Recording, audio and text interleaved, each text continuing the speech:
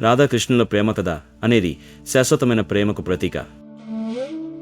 వాళ్ళ ప్రేమ అనేది ఈ లోకపు శారీరక ప్రేమ కాదు, అది ఆధ్యాత్మికమైనది, పరమమైనది. కానీ చాలామంది ఇది తెలియక కృష్ణుడు రాధాను మోసం చేశాడా అని సందేహిస్తారు. ఈ వీడియోలో మనం అసలు నిజమేమిటి అనే దానిపై స్పష్టతకు వస్తాం. రాధా కృష్ణుల ప్రేమ ఎందుకు శుభ్రమైనదిగా భావించబడుతుంది? కృష్ణుడు ఎందుకు రుక్మిణిని పెళ్లి చేసుకున్నాడు కానీ రాధను కాదు? ఇవి చాలామందికి కన్ఫ్యూజన్ కలిగించే ప్రశ్నలు. కానీ వీటి వెనుక గొప్ప ఆధ్యాత్మిక భావనలు ఉన్నాయి. రాధాదేవి అంటే యమునా తీరాన నివసించే గోపికల్లో ప్రధానురాలు. ఆమె భక్తి, కృష్ణుడిపై ఉన్న ఆత్మీయత చాలా గొప్పవి. రాధ కృష్ణుల మధ్య ఉన్న బంధం భౌతికనే కాదు, అది పరమాత్మతో జీవాత్మ బంధంలో ఉంటుంది. ఈ ప్రేమలో స్వార్థం లేదు, అసలు అహంకారమే లేదు.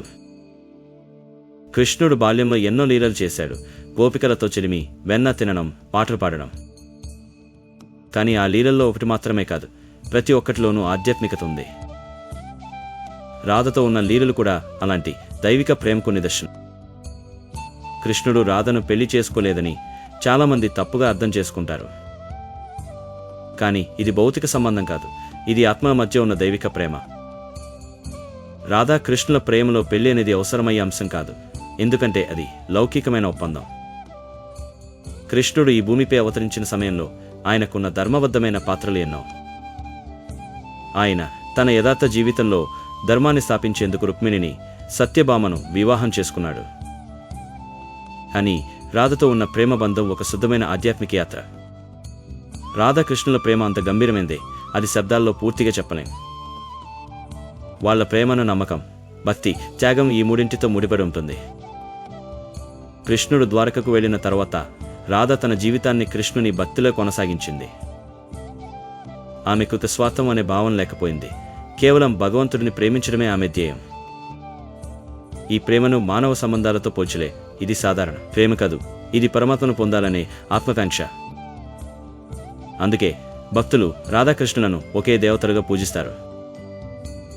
రాధాకృష్ణుల ప్రేమ కథ ఎందుకంత ప్రత్యేకమైందంటే అది ఎటువంటి ఆశలు లేకుండా కొనసాగింది. రాధ తన ప్రేమకు ఏమాత్రం ప్రతిఫలం ఆశించలేదు. ఆమెకు కృష్ణుడి ఆనందమే ప్రాముఖ్యం, తన ఆనందం కాదు. ఇది భక్తికి పరాకాష్ట. కృష్ణుడు కూడా తన లీలల్లో రాధతో ఉన్న ప్రేమను ఎంతో మధురంగా చూపించాడే గాని తన ధర్మానికి విరుద్ధంగా ఏ కార్యము చేయలేదు.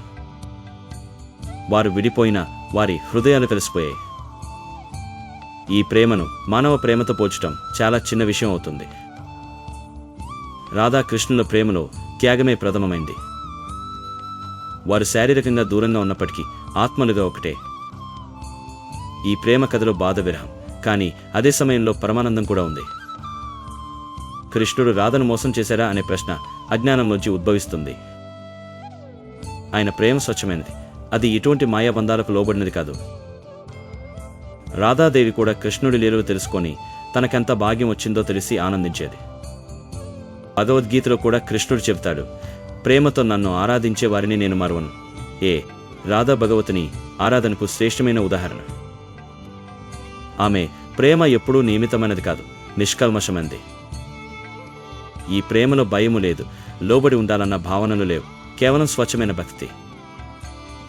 అందుకే ఎంతోమంది భక్తులు రాధాకృష్ణుల ప్రేమను పూజార్హంగా భావిస్తారు. ఈ ప్రేమ కథను పూర్తిగా అర్థం చేసుకోవాలంటే మనం మన హృదయాలను కూడా శుద్ధం చేసుకోవాలి. రాధాకృష్ణుల ప్రేమలో మనం ఒక గొప్ప జీవన సందేశాన్ని చూస్తాం. ప్రేమ అంటే పొందడం కాదు, ఇవ్వడమే. రాధా తన జీవితాన్ని పూర్తిగా కృష్ణుడికి అంకితమిచ్చింది. ఆమె ఆశించినది ఒకటే, ఆయన ఆనందం. ఇదే నిజమైన ప్రేమ. అందుకే ఈ ప్రేమ కథను యువలుగా ప్రజలు గుర్తుంచుకుంటూ గౌరవించుతూ వస్తున్నారు. ఇది ఒక అనుసరణీయ ప్రేమ, భౌతికంగా కాదు, భక్తితో నిండిన ప్రేమగా. ఈ రోజుల్లో ప్రేమలో అధికంగా మనస్సు, స్వార్థం, అహంకారం కనిపిస్తుంటాయి. కానీ రాధాకృష్ణుల ప్రేమ వీటికి పూర్తిగా విరుద్ధం.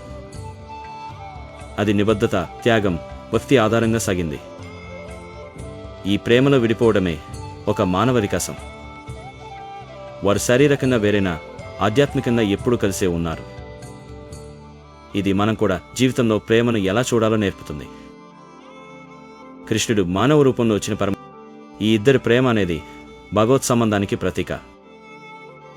చివరిగా చెప్పాలంటే రాధాకృష్ణుల ప్రేమ అనేది ప్రేమకు శాశ్వత నిర్వచనం. కృష్ణుడు రాధను మోసం చేయలేదన్నది అర్థం చేసుకోవాలి. ఆయన ప్రేమలో మోసం ఉండదు. ఆ ప్రేమ పరమాత్మ ప్రేమ. వారి ప్రేమ అనేది భగవద్గీతలోని నిష్కామ ప్రేమకు సజీవ ఉదాహరణ. మన జీవితంలోనూ అటువంటి స్వచ్ఛమైన ప్రేమ, భక్తి ప్రవేశించాలి. అప్పుడు మాత్రమే మనం నిజమైన ఆనందాన్ని పొందగలం. రాధాకృష్ణుల ప్రేమ కథ ఒక గాథ కాదు, అది ఒక దారిదీపం. మన మనస్సుకు, మన ఆత్మకు దారితీసే దివ్య ప్రేమ గాథ.